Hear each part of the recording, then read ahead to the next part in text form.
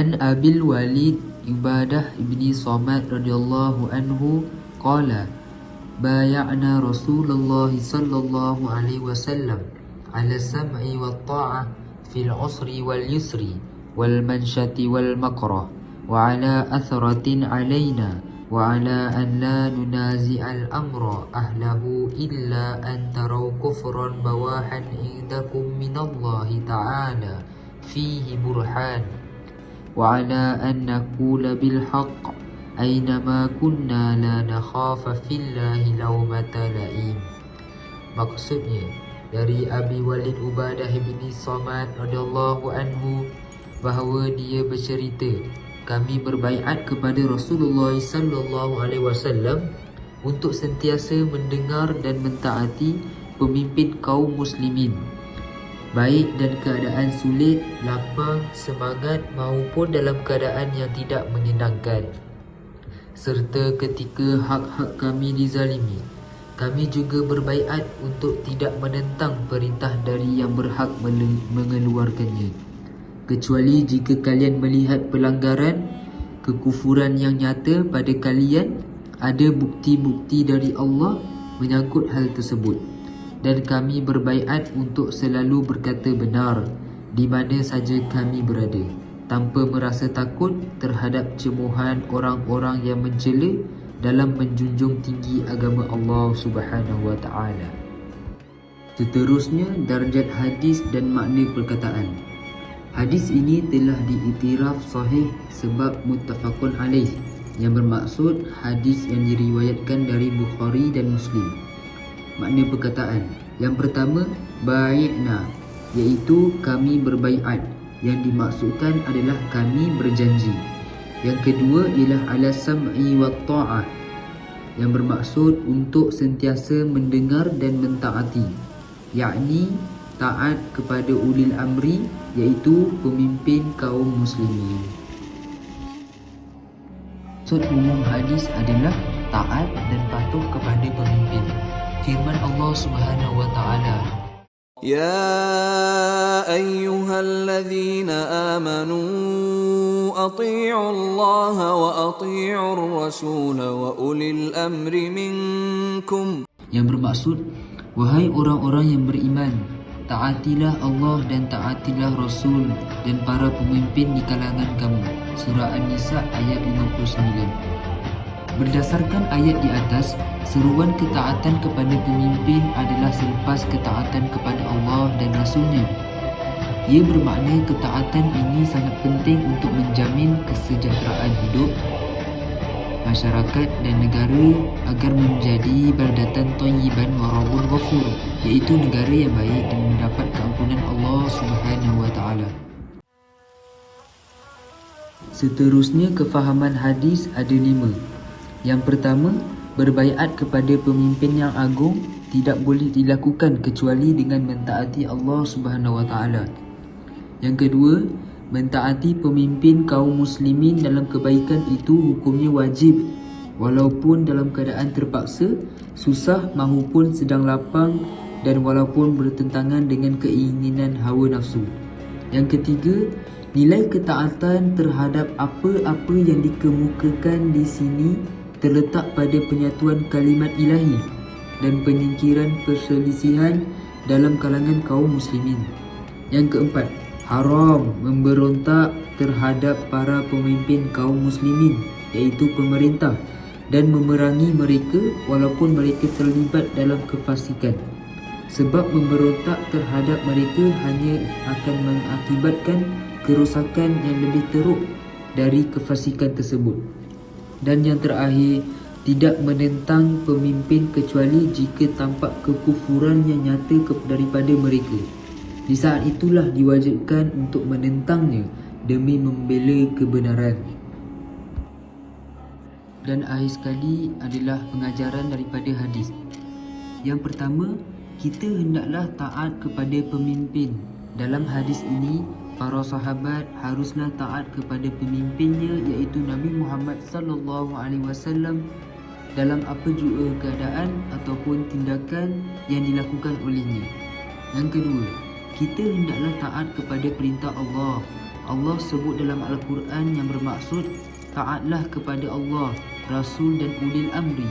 Jika kamu berbeza mengikut tempat, maka ikutlah kepada Al-Quran dan As-Sunnah, nescaya kamu tidak akan sesat.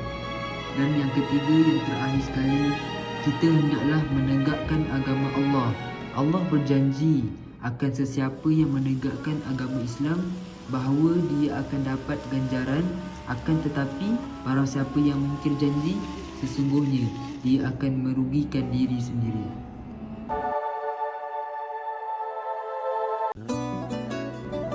Anin Nu'man ibni Bashir radhiyallahu anhu anin Nabi sallallahu alaihi wasallam qala mathalul qa'imi fi hududillah wal waqi'i fiha kamathali qaumin istahamu ala safinah fasara ba'duhum a'laha wa ba'duhum asfalaha wa kana allazina fi asfaliha idza istaqaw minal ma'i marru ala man fawqahum faqalu law tarakuhum wa ma aradu halaku jami'a wa in akhazu ala aydihim najaw wa jami'a. Rawahul Bukhari. Maksudnya, dari An-Nu'aiman bin Bashir radhiyallahu anhu dari Nabi sallallahu alaihi wasallam bahawa bersabda, perumpamaan orang hamba yang melaksanakan hukum-hukum Allah dan orang-orang yang melanggarnya, yakni hukum-hukumnya, seperti sekelompok orang yang menaiki suatu kapal dengan mengundi sehingga sebahagian mereka ada yang tinggal di bahagian atas dan sebahagian yang lainnya tinggal di bahagian bawah. Ketika orang-orang yang berada bahagian bawah memerlukan air, mereka harus melewati orang-orang yang berada di atasnya. Lalu mereka berkata, seandainya kami membuat lubang pada bahagian kami ini, dan dengan begitu kami tidak mengganggu orang-orang yang berada di atas kami. Ketika kami mereka, orang-orang yang berada di atas, membiarkan apa yang dikehendaki mereka, orang-orang yang berada di bawah, nescaya mereka semua akan binasa. Akan tetapi apabila mereka bisa mencegah keinginan tersebut, nescaya mereka selamat dan semuanya akan selamat. Seterusnya, darjat hadis. Hadis ini telah diiktirafkan sahih sebab muttafaqun alaih, yang bermaksud hadis yang diriwayatkan dari Bukhari dan Muslim. Seterusnya, makna perkataan. Yang pertama, al-waqi' fiha, yang bermaksud orang-orang yang melanggarnya. Yang kedua, fawqahum, yang bermaksud orang-orang yang berada di atasnya, mereka yang berdiam sahaja di atas kapal. Yang ketiga, kharaqna, kami membuat lubang, iaitu membuat lubang supaya kami di situ orang-orang yang berada di bawah bisa mengambil air darinya. Yang keempat dan yang terakhir, akhazu ala aidihim, iaitu mereka mencegah perbuatan itu, yang bermaksud mencegah dan menentang keinginan mereka untuk membuat lubang tersebut. Selepas itu, kefahaman hadis.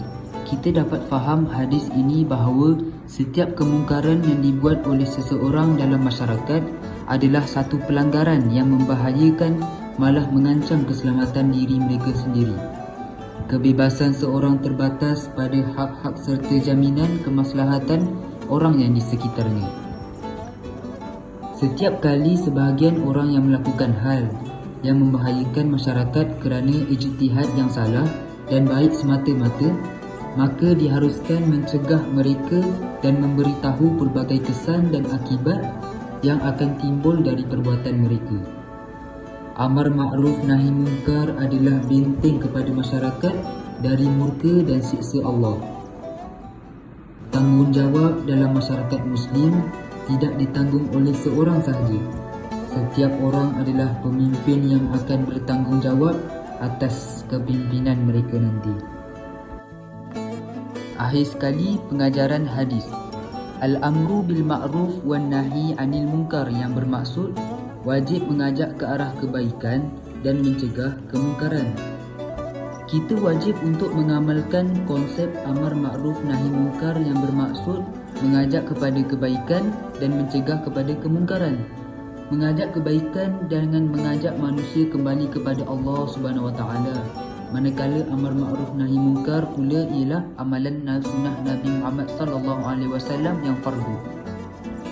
Kita sebagai umat Islam haruslah berganding bahu antara satu sama lain dalam memikul tanggungjawab sebagai pemimpin ummah pada masa akan datang supaya negara Islam akan terus maju. Kita sebagai pemimpin umat Islam haruslah memimpin dengan taat dan patuh akan perintah agama, tidak berat sebelah, sentiasa mengambil berat tentang agama dan tidak mengamalkan nilai-nilai negatif dalam memimpin agama.